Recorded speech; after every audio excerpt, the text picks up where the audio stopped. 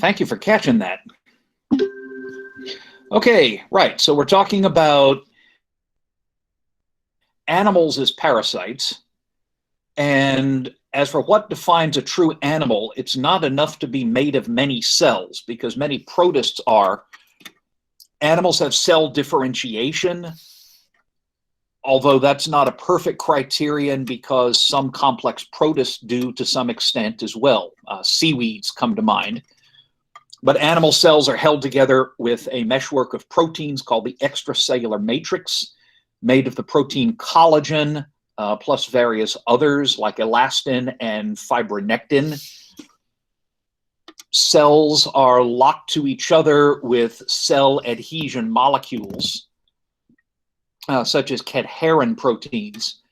And they also bond to the extracellular matrix with substrate adhesion molecules, such as a group of proteins called integrins.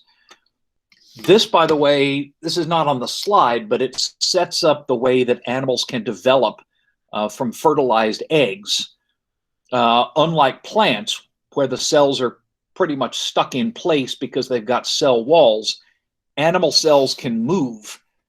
And in embryonic development, either as a unified unit like a sheet of cells folding or just crawling around independently, animal cells do a lot of moving around using these cell adhesion and substrate adhesion molecules to guide the ways in which they move. I really wish we had a developmental biology course right now. We don't really have anybody who could teach it, but it's amazing and it's something you should all study if you ever get the chance. Anyway, cells are also held together by tight junctions and by gap junctions, which allow ions to pass from one cell to the other. As I've said, animals also develop from embryos, and there's a set of genes unique to the animal kingdom that going into how they work would be a course in itself. But there's a number of clusters of genes that are responsible for laying down an animal's basic body symmetry during development, that establish which end's the head and which is the tail, what's back and what's belly, where along the axis from head to tail the major structures are going to go, things like that. And there's several genes that or several clusters of genes that are responsible for that. Probably the best studied is a cluster of genes called the HOM-HOX cluster. Now, before studying biology, I always thought HOM-HOX was what you added to your red beans and rice to make them taste good, but evidently I was not completely informed. The HOM-HOX genes do things like establishing in you. In early development, they're heavily involved in establishing the basic layout of your central nervous system. What part of that nerve cord is going to be the spinal cord? What's going to be the medulla? What's going to be the forebrain and midbrain and hindbrain? In other taxa, they do other things, but they're concerned with where do you put things along the line from head to tail. And then they've got other functions involved in building organs. Again, you could teach a whole class in just them, but that's what we're defining as an animal. And very quick and very dirty, here's what I would expect you to know about classification of the whole animal kingdom. The simplest animals, which probably are paraphyletic, not a true phylum, but we don't need to get into that, would be sponges. And to the best of my knowledge, there aren't any parasitic sponges. The cnidaria, knidos happens to be Greek for sting, specifically for a stinging nettle. And cnidarians are animals that can sting. This is the jellyfish, the sea anemones, and a very odd group that kind of how do I want to put this? They evolved multicellularity and then decided it wasn't such a good idea, and they went back. They're called Myxozoans, and they used to be considered protist for a long time. We now know that they're basically jellyfish that have gone bad. and jellyfish that have whittled down their multicellular body to pretty much the bare minimum. All of the other animals, there's a couple of groups I'm not mentioning. Just about everybody else belongs in two major clusters, the protostomia or the deuterostomia. In typical protostomes, although you can find exceptions, in the embryo, the mouth develops first. In typical deuterostomes, the anus develops first, and that's what the names mean. Protostomia is first mouth, deuterostomia is second mouth. Protostomes include four major groups there. These are all, by the way, at the superphylum level. We haven't even got to the phyla yet. The first one we won't even mention, Lophophorata, brachiopods and bryozoans, no known parasites among them. Second group, Trochozoa. The big players there are mollusks, which is snails and clams and squid and slugs and all that, and segmented worms, including earthworms and marine segmented worms and leeches, which we will spend some time on. This being Arkansas, if any of you have ever gone wading in water, I'm sure you've encountered leeches. I have a cat here. Hello, you cat. Say hi. All right. Say hello, cat. The other two groups are much more important from the point of view of parasitology. Platyzoa includes flatworms and a bunch of other phyla, and three big groups within the platyzoa that we will be spending a lot of time on starting this week are two different types of flatworms, the flukes and the tapeworms, and a third group called acanthocephalans, the spiny-headed worms. Not usually human parasites, but they do show up in, veterinary practice, among other things. And then the fourth group, Ecdysozoa. Ecdysis happens to be Greek for molting. So the Ecdysozoa include arthropods, that's insects and crustaceans and all that, nematodes, the roundworms, and a few comparatively minor phyla. We'll cover one of them a little bit, the others we don't really get into. And the Ecdysozoa include parasitic roundworms, of which there are quite a lot, and parasitic arthropods, which would be ticks and mosquitoes and fleas and lice and those burrowing fleas that burrow into your toes and swell up like tiny balloons. Okay, I'm kind of giving the game away here, but you get the idea. The big parasitic arthropods would be various insect groups like lice and fleas, and then ticks, which are not insects, they're arachnids. So that's pretty much our roadmap. The deuterostomes include echinoderms and chordates, and another phylum called hemichordates that I'm leaving out. There aren't any parasitic echinoderms as far as I know. I've never heard of a parasitic starfish. And among the chordates, which is our phylum, there's only a few, and we'll probably get those out of the way today. Most of what we're talking about from here on out is going to be platyzoans or ecdysozoans, although we will take a little look at leeches and things. But yeah, you're going to be learning more than you ever thought possible about flukes, tapeworms, acanthocephalans, roundworms, and parasitic arthropods. And if this cat is digging his claws into my flesh, is he a parasite? I'm not sure. Okay. Sponges, there aren't any parasites that I've ever heard of. I don't think anyone's ever heard of. The vast majority of the phylum Cnidaria are free-living multicellular organisms. They include the corals, the sea anemones, various groups called soft corals, and also the jellyfish. If you saw an animal called Hydra back in 1441, that's a cnidarian as well.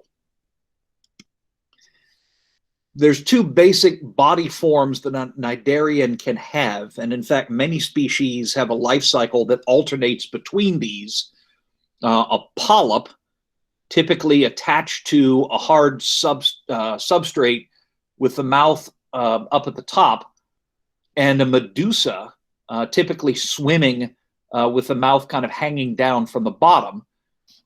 In both, the mouth is usually surrounded by tentacles. The gut is basically bag-like, although it may be branched highly. Sorry, I've got a cat's posterior in my face. The only major consistent difference is that one is inverted with respect to the other. Many cnidarians, the generations alternate between a polyp stage, which reproduces asexually, and a medusa stage, which is sexual. Not all do this, however. There's basically only two layers of cells, an outer layer called the epidermis and an inner layer called the gastrodermis. And between the two, there's a jelly-like substance that may or may not contain cells in it. It's called the mesoglia. And it may be very thin in many polyps, and in some jellyfish, it may be quite thick. Okay, cat, you cannot do this. Hey, kitty cat. There, sorry, trying to detach a love ectoparasite. Say hi, kitty. Wave. Nice cat.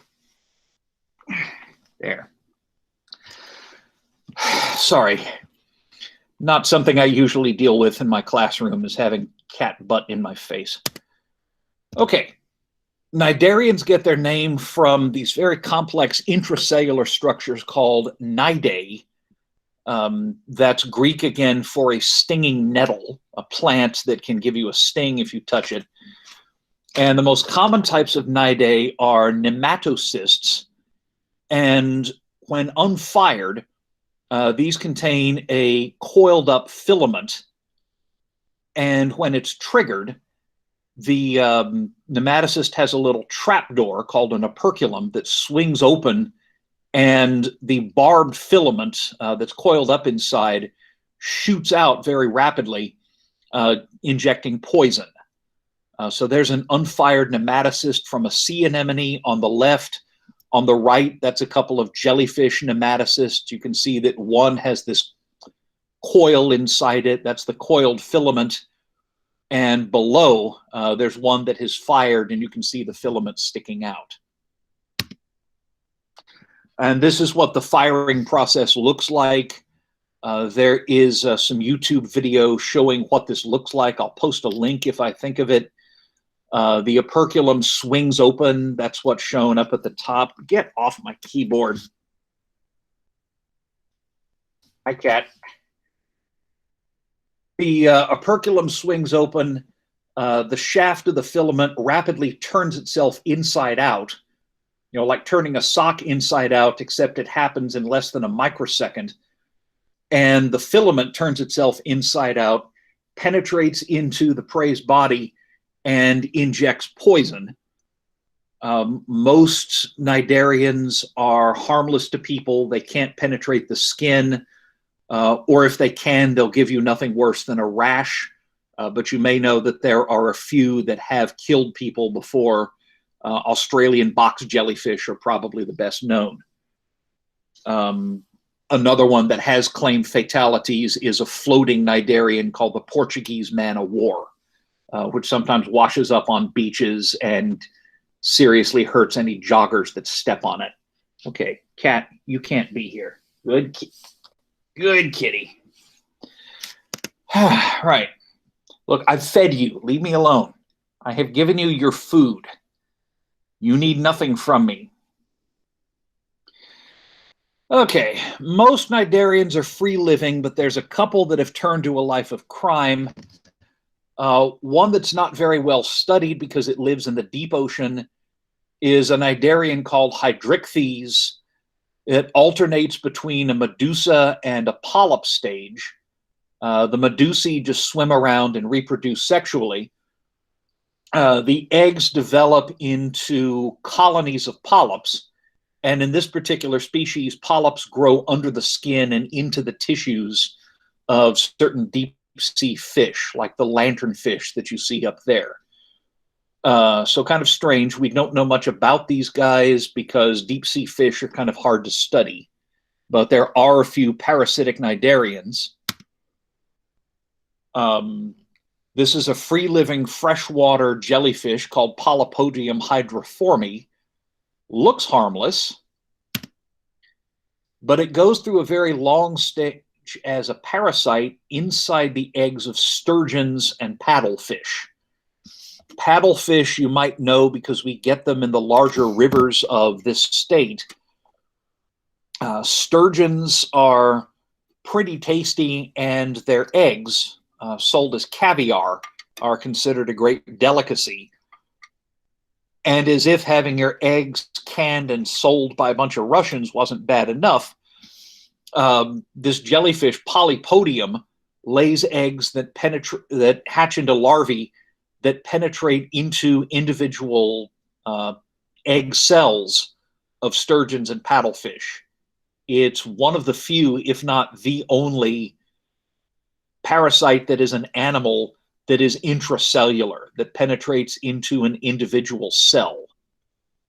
So that's weird. We've got jellyfish polyps penetrating inside egg cells and then kind of bursting out, creating polyps that bud off jellyfish, which are the stages that you see over at the right.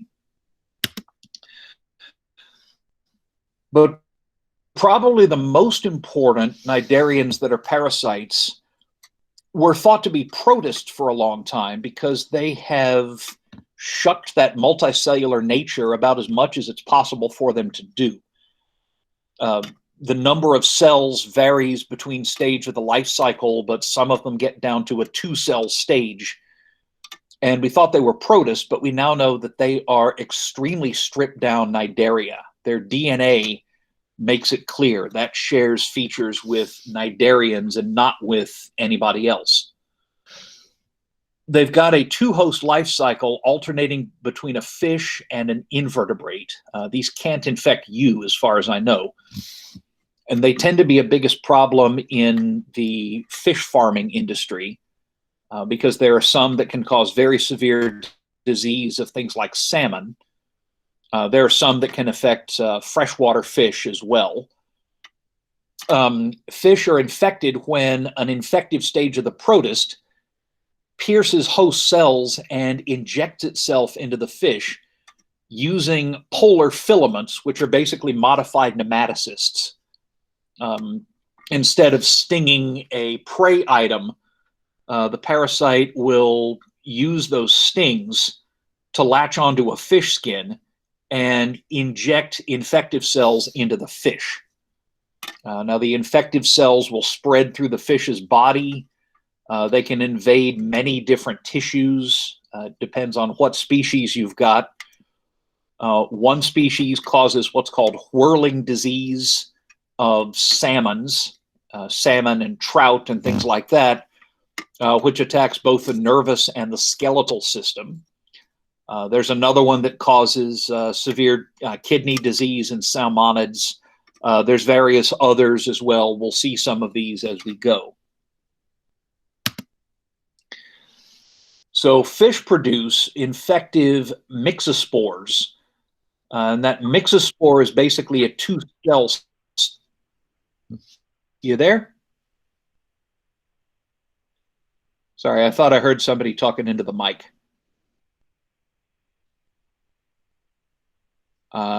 Guess not. I'll assume everything is copacetic. The myxospore stage is released by the fish sometimes when it's alive and other times after it's dead. The myxospores penetrate invertebrates. In the case of Myxobolus cerebralis, the invertebrate host is a freshwater segmented worm called Tubifex. Anybody who's kept a freshwater aquarium might have heard of Tubifex because you can buy freeze-dried Tubifex worms as food for freshwater aquarium fish. They're certainly eaten in the wild by fish. Tubifex gets infected by the myxospores, and then infected worms release a different stage called an actinospore. And that's the stage that attaches to the fish and injects infective cells into it.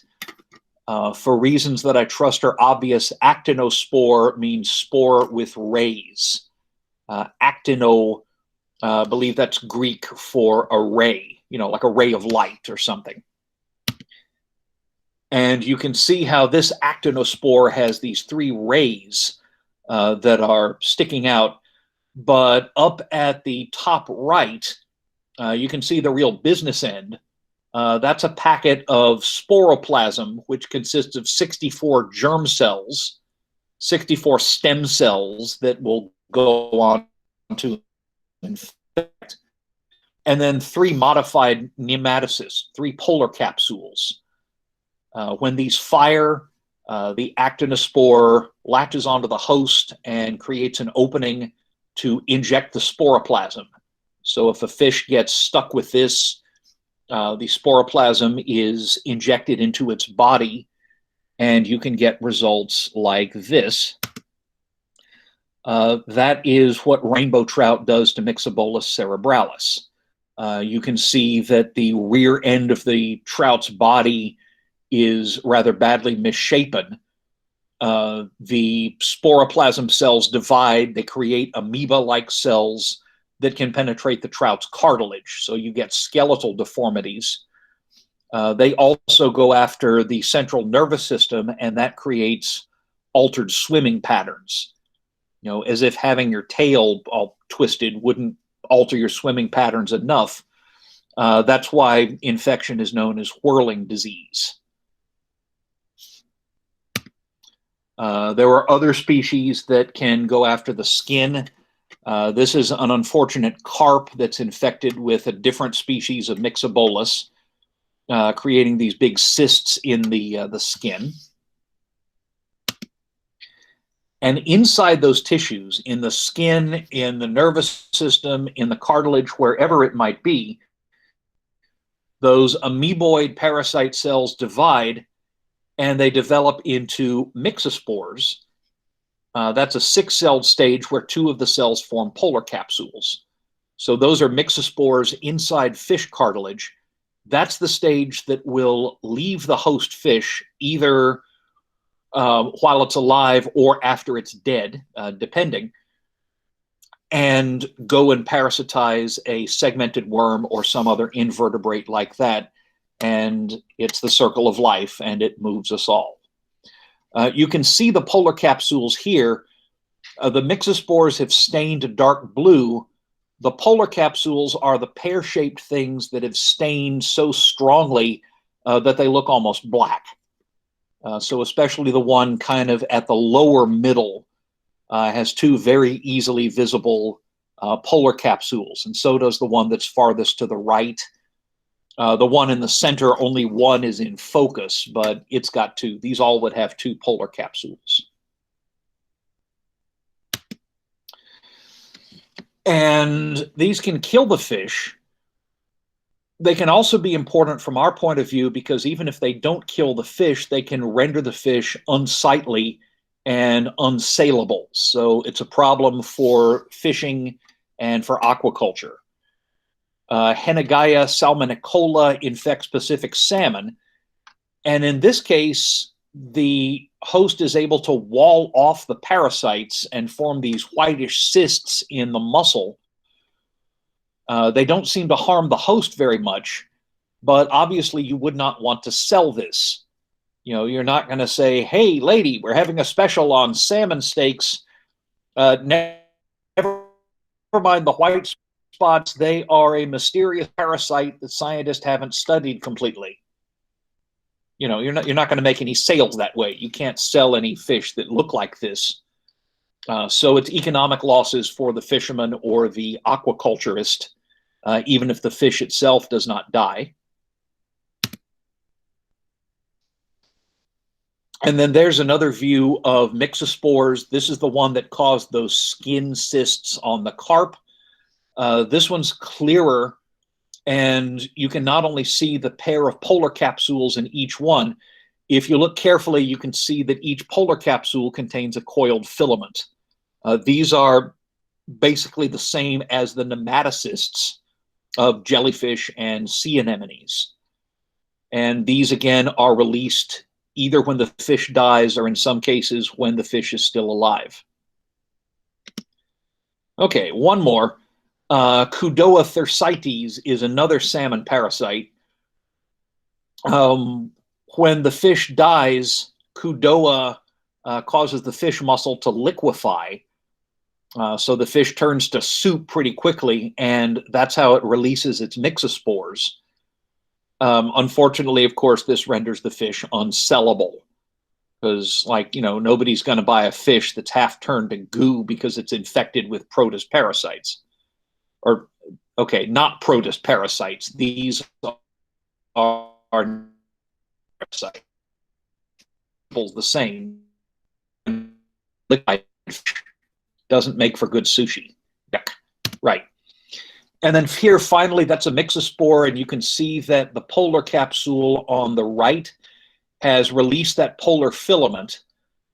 It can now penetrate the gut lining of a segmented worm host and eventually form actinospores. So not something that infects humans, not something you veterinarians are going to see unless you go into, fish veterinary practice, but something that, game and fish has to worry about. There's a lot of freshwater fish, including game fish like bass and brim and things that can get these, and certainly a potential problem in the seafood and the aquaculture industries. So that's it for the parasitic cnidarians. There's just a few that still look like cnidarians, are cnidarians that have stripped almost all of their distinguishing characters away. Everybody else in the animal kingdom, with the exceptions we don't need to worry about here, you can take invertebrate zoology if you're dying to know, but just about everybody else in the animal kingdom is classified as either a protostome or a deuterostome. Deuterostomes is echinoderms, that's starfish, sand dollars, and sea urchins, and hemichordates, that's the acorn worms, and the chordates, which is vertebrates plus a few non-vertebrate chordates like Amphioxus and things like that. There aren't any parasitic echinoderms that I've ever heard of. There's a few parasitic vertebrates, so I'm going to try to get them out of the way in the time that we have remaining. Probably the most notorious vertebrate that's a parasite would be lampreys. There's 38 species of lamprey known. About half of them are not predatory. They will filter feed as juveniles and then not feed at all as adults. We have some native lamprey species in Arkansas, and as far as I know, they're all non-predatory. They'll kind of burrow into stream gravel and filter feed when they're juveniles. When they reach adulthood, they stop feeding and live just long enough to spawn.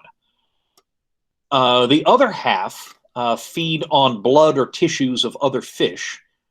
They've got a sucker mouth and a whole bunch of horny teeth inside that can rasp a hole in the skin of a fish. Some of them feed primarily on blood and can inject an anticoagulant in their saliva, but others will tend to take more flesh. There have been lampreys found where they've looked at the stomach contents and found remains of bones and intestines and things like that. So the flesh feeders are closer to being predators. The blood feeders might be a little bit more accurately called micropredators. Remember, that's the term we use for things like mosquitoes, which aren't associated with their prey for very long, but don't kill the host. Petromyzon marinus is the sea lamprey. This is the one that you're looking at. And this one's notorious because it made its way up the St. Lawrence Seaway and into the Great Lakes. This is one species that can survive in fresh or salt water. In fact, as juveniles, these live in the sea and then migrate into fresh water as adults.